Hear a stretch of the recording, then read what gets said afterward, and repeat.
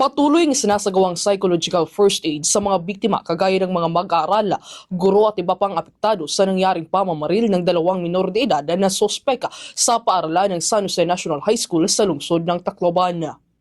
Bago magsimula ang pagsasailalim sa PFA ng mga biktima, humingi ng tulong ang Philippine Guidance and Counseling Association Eastern Visayas Chapter Incorporated sa mga lisensyadong counselors, psychologists, psychometricians at social workers upang voluntaryong tumulong sa pagsasagawa ng PFA sa mga apektado. Sa pagsasagawa ng psychological first aid, may sinusunod na 3 hakbang o proseso ang mga kinauukulan. Una ay ang look, kung saan tinitingnan kung ano ang pinakakinakailangan ng mga biktima o mga basic needs. Pangalawa ay ang listen, kung saan kinakailangan ng active listening skills or empathy o kakayahang makaramdama sa kung ano ang nararamdaman ng biktima at matulungan ang mga biktima na maging kalmado nang hindi pinipilit na magsalita o magkwento. At panghuli ang link, kung saan kailangang tulungan ng biktima sa kanyang praktikal na pangangailangan katulad ng pagkonekta sa kanyang mga mahal sa buhay, support system at profesional na tulong. Sinimula ng PFA noong Miyerkules, Hunyo 24 kung saan ilang mag-aaral at guro na ang isinailalim dito sa tulong na rin ng mga professional na mga volunteers. Samantala, magpapatuloy naman ngayong araw ang pagsasagawa ng PFA sa mga biktima kung saan nakatakda rin itong magtapos.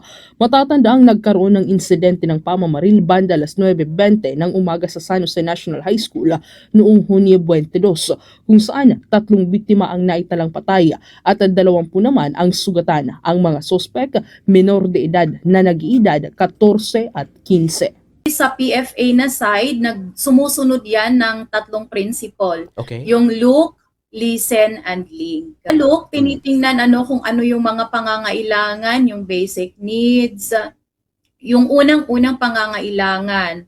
Sa listen naman, kailangan magkaroon tayo dito ng active listening skills. Dapat din po meron tayong empathy, no? Living the life of those who are affected. At kung hindi po kayang ibigay yung intervention na kailangan ng clientele, pwede po silang i-link doon sa mga specialized na pangangailangan nila. Generally po yun po yung PFA. Ang bahagi ng pakikipagpanayam ng Bombo Radio Tacloban kay Guidance and Counseling Services Office and Concurrent Head, Dr. Cherry Guy Giraya. At yan ang ulat mula dito sa impila ng Bombo Radio Tacloban. Ito si Bombo Ninya Magpilians. This is Bombo Radio Philippines, the #1 and most trusted source of news and information. Basta Radio Bombo.